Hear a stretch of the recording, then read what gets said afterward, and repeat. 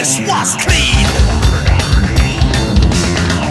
The roller coaster funfair king. His life was grand, living the dream. He ruled the roost, his hands were green. Then one day came the queen of the ball, jealous and greedy, she wanted it all, to hijack his glory and manipulate his soul. Twisted and ruthless, she hatched her wicked plan to infiltrate his heart and lock her in with him.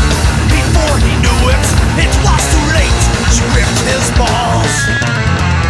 His friends tried to help, but they could only watch as he tried to break free from her icy claws. It did not take long.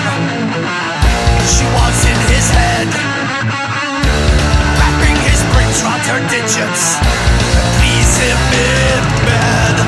Her evil ways, they took their toll. His pleasantries began to fall. It was not long before he cracked. He peeled the skin off his back.